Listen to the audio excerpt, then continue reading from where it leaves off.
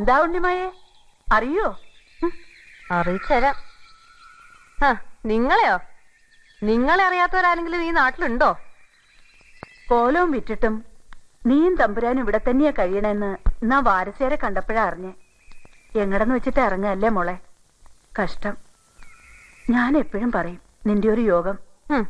എന്റെ യോഗത്തെക്കുറിച്ച് മീനാക്ഷിയമ്മ ഉണ്ടല്ലോ സങ്കടപ്പെടാൻ.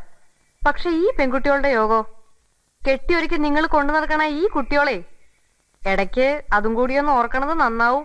ഓ, നിന്റെ നാക്കിനോട് ഞാനില്ലേ? എവിടേക്കാ? നിക്ക് ജഗന്നാഥൻ തമ്പുരാനെ ഒന്ന് കാണണം. അത് കോലോത്ത പഠിപ്പരക്ക് ഇപ്പുറത്ത് വെച്ച് മതി, അങ്ങട്ട് ഞാൻ കടത്തില്ല. അത് പറയാൻ നിനക്കെന്താ അധികാരം? ജഗന്നാഥൻ തമ്പുരാന്റെ അല്ലേ കോവിലോ? കോലവും ജഗന്നാഥൻ തമ്പുരാന്റെയോ ദേവേന്ദ്രൻ അച്ഛൻ മുത്തുപ്പട്ടരുടെയോ ഒക്കെ ആവും. നിങ്ങളെ ഈ കുട്ടികളെ ഈ മണ്ണി കാല് കുത്താൻ ഞാൻ സമ്മതിക്കില്ല, അത്രേ ഞാൻ പറഞ്ഞുള്ളൂ. കൊച്ചമ്പരാട്ടി, അമ്മായി തമ്പുരാനെ കാണാൻ വന്നതാ. നിങ്ങൾ തടസ്സം നിൽക്കരുത്, അവരിങ്ങ് കേറിക്കോട്ടെന്ന്. ഓഹോ, അപ്പൊ താനാ ക്ഷണിച്ചതല്ലേ? വൈകാതെ പോകുന്നത് നല്ലതെന്ന് ഇവരോട് പറഞ്ഞേക്ക്.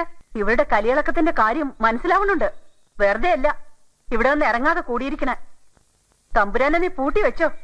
ഏത് തരക്കാരിയായിരുന്നു തള്ളാന്ന് നിന്റെ പ്രകൃതം കൊണ്ട് അറിയാലോ.